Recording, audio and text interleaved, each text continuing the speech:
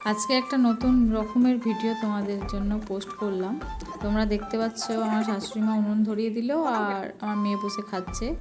আর ওখানে আমার শ্বশুরমশাই আর আমার ছোট মেয়ে রয়েছে। এটা আমাদের গ্রামের বাড়ি। তো এখানে আমরা মাঝে সাঝে আসি ছুটি পেলেই, মেয়েদের পড়াশোনার ছুটি বলো, সবার ছুটি থাকলেই আমরা এখানে চলে আসি। আমাদের ঠাকুমা শাশুড়ি মারা যাওয়ার পর থেকেই আমাদের যেন মনে হয় যে ঠাকুমা শাশুড়ির সঙ্গে খুব কম সময় কাটিয়েছি আমরা। তো সেই ঘাটতিটা যাতে মা বাবার সঙ্গে না হয় তার জন্যই আমরা সময় পেলেই চলে আসি। এই উনান তৈরির আর প্রথম রেসিপি উনুনের আমি ইউটিউবে পোস্ট করেছি। তোমরা যদি দেখতে চাও আমি কমেন্টে লিঙ্ক দিয়ে দেবো, দেখতে পারো। তো এই পোস্টটা করতে খানিকটা আমার লজ্জাই করছিল, কারণ এত বছর বিয়ে হয়েছে তো কোনো দিনই আমি এই উনুনে রান্না করিনি। আর বিয়ের আগেও কোনো দিন এরকম উনুনে রান্না করার ভাগ্য হয়নি, যাই বলো।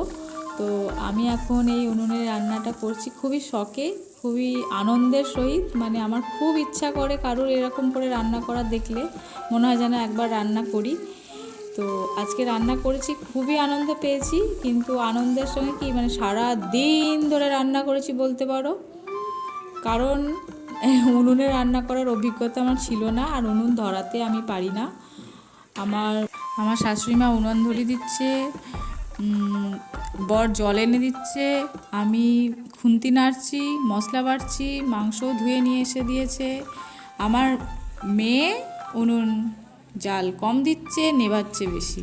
এই হচ্ছে কাজ। সারাদিন ধরে একটা রেসিপি চলছে, 4 ঘন্টা ধরে একটা মাংস, যেখানে 1 ঘন্টা রান্না এনাফ মুরগির মাংস, তো সেখানে 4 ঘন্টা ধরে আমরা রান্না করেছি। শীতের দুপুরে বসে রোদে এরকম করে রান্না করতে কী যে আনন্দ হয়েছিল ভুলে বোঝাতে পারবো না। খুব আনন্দ হয়েছিল। বিয়ের অনেক বছর পেরিয়ে গেছে, কোনো দিন এরমভাবে রান্না করিনি। আমাদের রান্নাঘরে একটা উনুন আছে, এই উনুনটা আমার জোর করেই করা বলতে পারো, রোদের মধ্যে রান্না করব বলে। রান্নাঘরের ভিতরে একটা উনুন আছে, যেটা মানে শীতের পিঠেই বলো, সরু চাকলি বলো, সেগুলো হতো আগে, এখন হয় না, আগে হতো। তার জন্য উনুনটা পাতাই আছে। তো ওখানে আগে ঠাকুমা শাশুড়ি যখন থাকতো, বা যখন এই বাড়িতে অনেক লোকজন থাকতো, তখন নাকি বলে কাজের মানে রান্নার লোক আর কি, মানে ওতে ভাত রান্না করতো, শোনা কথা। আমি কোনোদিন দেখিনি ওই উনুনে রান্না করতে। সরু চাকলি পিঠে মাঝে সাঝে শাশুড়ি মাকে বিয়ের পর করতে দেখেছি, তা বহুকাল বন্ধ হয়ে গেছে ওই রান্না। এখন নতুন করে নিভে গেছে, আবার নিভিয়ে দিয়েছে। আমার মেয়ের কাজ নিবানো।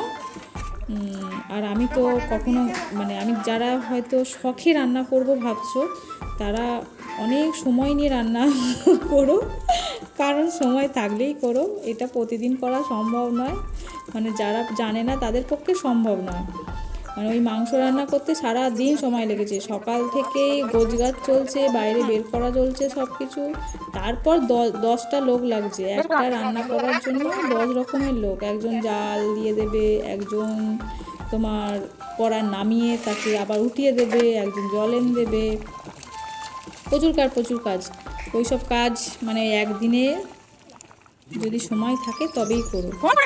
ঠাকুমা শাশুড়ি অনেকবার বলেছি আর কি করে, যে কর এতে রান্না করে দেখা দেখিনি, রান্না করে আমাকে খাওয়াবি একদিন এরকম করে রান্না করে। তখন আর করা হয়নি।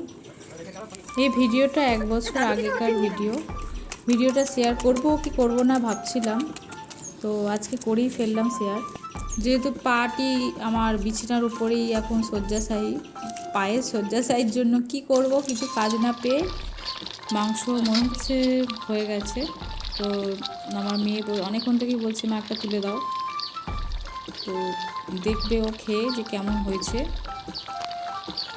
আমরা এখানে এলেই কলা পাতায় খাই, মানে কলা পাতায় খেতে এত যে ভালো লাগে যে বলে বোঝাতে পারবো না। ওখানে তো আর কলা পাতা পাওয়া যায় না, তো সেই জন্য কলা পাতা এখানে এলেই নিরামিষ পদ হোক আমিষ পদ হোক কলা পাতাতেই খাই আমরা।